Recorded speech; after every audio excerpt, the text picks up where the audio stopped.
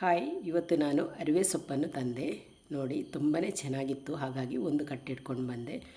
ಮೊದಲಿಗೆ ಅದರ ಬುಡವನ್ನೆಲ್ಲ ಕಟ್ ಮಾಡಿ ಚೆನ್ನಾಗಿ ತೊಳಿತೇನೆ. ಅರಿವೆ ಸೊಪ್ಪನ್ನು ಯಾವಾಗಲೂ ನಾವು ಮೊದಲು ತೊಳಿಬೇಕು, ಆಮೇಲೆ ಚೆನ್ನಾಗಿ ಕಟ್ ಮಾಡಬೇಕು.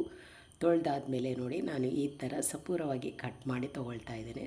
ಕಟ್ ಮಾಡಿ ರೆಡಿ ಮಾಡಿ ಆದಮೇಲೆ ನೀರುಳ್ಳಿಯನ್ನೆಲ್ಲ ಫ್ರೈ ಮಾಡಿ ಅರಿವೆ ಸೊಪ್ಪಿನ ಪಲ್ಯವನ್ನು ಕೂಡ ಮಾಡಿದೆ ನೋಡಿ. ಆಮೇಲೆ ಉಳಿದ ಅರಿವೆ ಸೊಪ್ಪನ್ನು ನಾನಿಲ್ಲಿ ನೆಡ್ತಾ ಇದ್ದೇನೆ. ನನಗೆ ಇದರ ಗಿಡಗಳನ್ನು ಮಾಡಬೇಕು. ಅರಿವೆ ಸೊಪ್ಪಿನ ಗಿಡ ಮಾಡಿ ಆದಮೇಲೆ ಅದರಲ್ಲಿ ಬೀಜ ಕೂಡ ನನಗೆ ಬೇಕು. ತುಂಬಾ ಚೆನ್ನಾಗಿ ಬೆಳೆಸಿ ಅದರಿಂದ ಬೀಜ ಕೂಡ ಮಾಡಿಕೊಳ್ಬೇಕು ಅಂತಿದ್ದೇನೆ. ಹಾಗಾಗಿ ಇಲ್ಲಿ ನೆಡ್ತಾ ಇದ್ದೇನೆ. ನೆಟ್ಟು ನೀರೆಲ್ಲ ಹಾಕಿ ಬಿಟ್ಟಿದ್ದೇನೆ. ನೋಡಬೇಕು, ಇನ್ನೂ ಜೀವ ಆದರೆ ಚೆನ್ನಾಗಿ ಬರ್ಬೋದು. ಇದೆಲ್ಲ ಆದಮೇಲೆ ನಾನಿಲ್ಲಿ ಉಪ್ಪಿನಕಾಯಿಯನ್ನು ಹಾಕ್ತಾಯಿದ್ದೇನೆ. ಮೊನ್ನೆ ನಾನು ಮಾವಿನಕಾಯಿ ತೆಗೆದು ಉಪ್ಪಲ್ಲಿ ಹಾಕಿಟ್ಟಿದ್ದೆ ನೋಡಿ. ಇವಾಗ ಮಸಾಲೆ ಎಲ್ಲ ಗ್ರೈಂಡ್ ಮಾಡಿ ಬೇಗನೆ ಒಂದು ಉಪ್ಪಿನಕಾಯಿ ಕೂಡ ರೆಡಿ ಮಾಡಿದೆ.